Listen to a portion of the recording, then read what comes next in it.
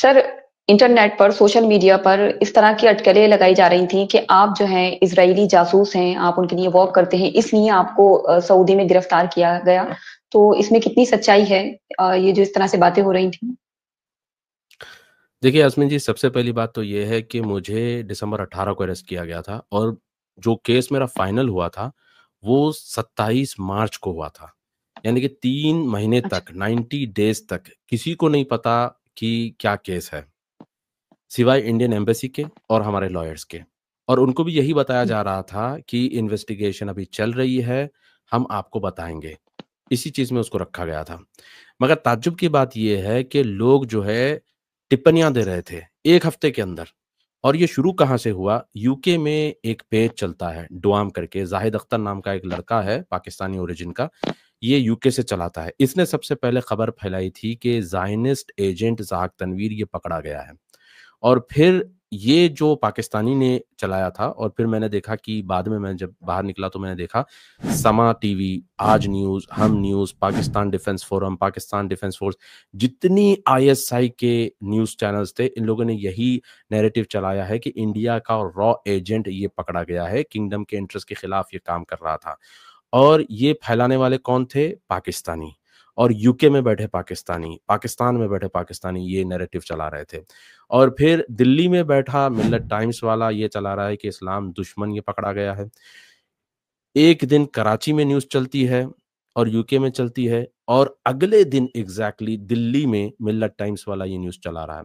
और फिर हैदराबाद में कोई तो एक यूट्यूबर है जिसके माँ-बाप जो है वो मेरे ख़्याल से यमन से गुर्बत के मारे वो इंडिया आ गए थे। जब यमन में गरीबी थी तो गुर्बत के मारे वो लोग इंडिया माइग्रेट होके आ गए थे। तो ये यूट्यूबर जो है कुछ व्यूज़ के लिए, कुछ लाइक्स के लिए और अपने यूट्यूब की क्लिकबेट के लिए इसने ये नैरेटिव चला दिया कि एक इज़राइली एजेंट ज़हाक तनवीर ये सऊदी अरब में पकड़ा गया। अब इनकी मुनाफ़िक़त देखिए, इनके डबल स्टैंडर्ड्स देखिए। एक तरफ ये लोग कहते हैं कि सऊदी और इज़राइल ये दोनों मिले हुए हैं। एक तरफ ये लोग कहते हैं कि न्यूम सिटी जो है ये सऊदी अरब इज़राइल के लिए बना रहा है। एक तरफ ये कहते हैं कि मोहम्मद बिन सलमान और नेतन्याहू सीक्रेट मीटिंग्स करते हैं। और फिर दूसरी तरफ ये लोग कहते हैं कि ज़हाक तनवीर जो है ये इज़राइल की जासूसी में और मखबरी में पकड़ा गया। तो मतलब इनके पास कोई साल्फा नहीं है, कोई लॉजिक नहीं है, कोई बेस नहीं है। डबल स्टैंडर्ड्स, मुनाफ़िक़त इनके ज़हनों में और इनके दिमागों में बसी हुई है। एक तरफ ये लोग जो है कहते हैं कि सऊदी में जो सच कहता है उसको अरेस्ट कर लिया जाता है।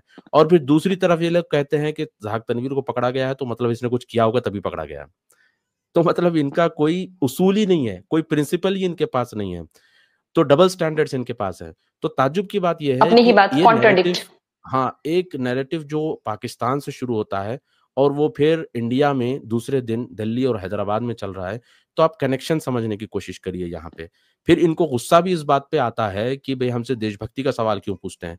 तो ज़ाहिर-सी बात है आपसे देशभक्ति का लोग सवाल बराबर पूछेंगे। क्यों? क्योंकि आप की हरकतें ही ऐसी हैं।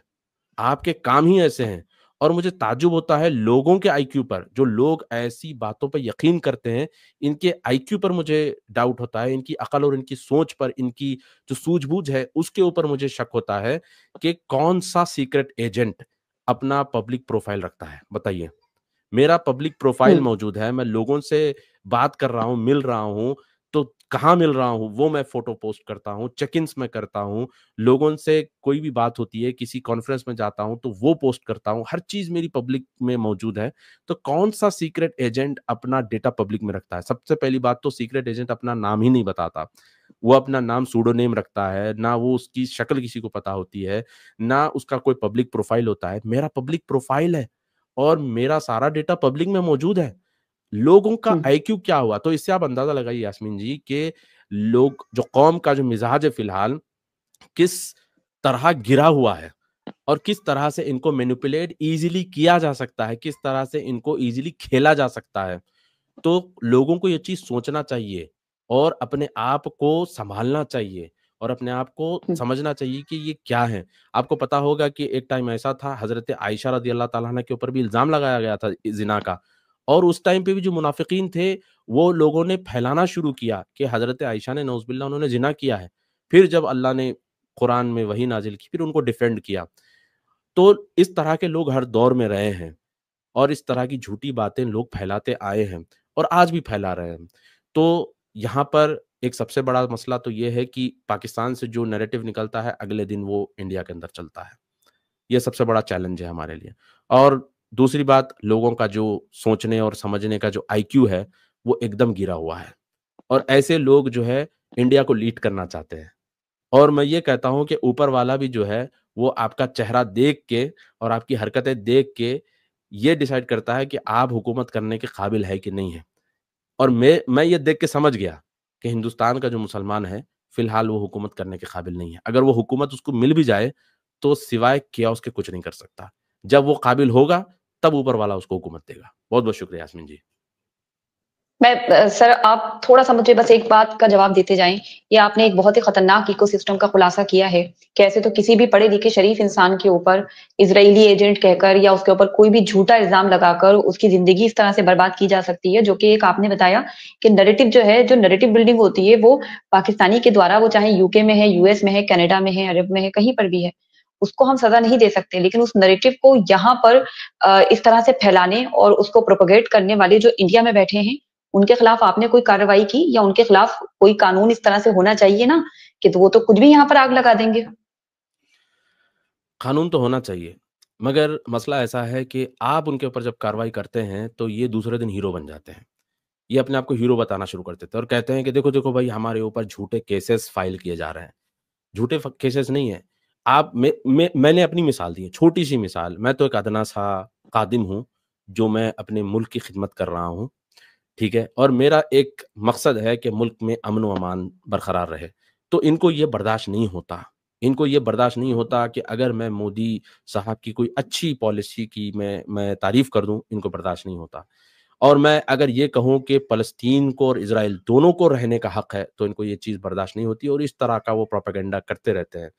तो आप अंदाज़ा लगाइए कि मेरे जैसे आदमी के साथ, एक छोटे-मोटे लेवल के आदमी के साथ ये हो सकता है, तो प्राइम मिनिस्टर के साथ क्या नहीं हो सकता। इंडिया की फ़ॉरेन पॉलिसीज़ को किस तरह से मिसरिप्रेज़ेंट किया जा सकता है, डिसइन्फॉर्मेशन कैंपेन किस तरह से चलाया जा सकता है। और इस चीज़ में पाकिस्तान आईएसआई 5G वॉरफेयर में बहुत आगे है। इनका पैसा तो इसी चीज़ में लगता है। इसीलिए तो मुल्क के अंदर हुँ। गुर्बत है, इसीलिए तो मुल्क के अंदर आज लोग जो है आटे की ट्रकों के पीछे भाग रहे हैं। इसीलिए तो आज जो है लोग ईरान में जाकर पकड़े जा रहे हैं और वहाँ पर मारे जा रहे हैं। क्यों मारे जा रहे हैं? क्योंकि पाकिस्तान का पैसा पूरा इन्हीं इन्फॉर्मेशन वॉरफेयर में लगता है। और अफ़सोस, सदअफ़सोस कि लोग ऐसी चीज़ों पर यकीन भी करते हैं। ये सबसे बड़ा अलमिया है हमारा। आँखें बंद करके। बिल्कुल, बिल्कुल। आँखें बंद करके यकीन करते हैं और बिल्कुल उसको रीचेक नहीं करना चाहते हैं। आज के वक़्त में जो इतना हशर-नशर आस-पास हो रहा है, उसकी सबसे बड़ी वजह ही यही है। जो भी मिल रहा है उसे कंज़्यूम कर रहे हैं और उसको हुँ, रीचेक नहीं कर रहे हैं और किसी पे भी इल्ज़ाम तराशी, कैरेक्टर असैसिनेशन करने में तो ज़रा देर नहीं लगा रहे हैं। बिल्कुल, अनफॉर्च्यूनेटली ये चीज़ें बड़ी तेज़ी से हो रही हैं। तो बहुत बिल्कुल। शुक्रिया सर कि आपने इस हुँ, तमाम बातों पर भी तफ़सील से ये तमाम चीज़ें हमारे सामने रखी हैं और उम्मीद बिल्कुल। थैंक करती यू हूँ सो कि लोगों मच। तक ये बातें पहुँचेंगी और ये तमाम असलियत जो है वो सामने आएगी और उसको लोग थैंक यू कबूल सो कर मच। पाएँगे थैंक कि यू। एक्चुअली में ये सब चल रहा है। बहुत शुक्रिया सर।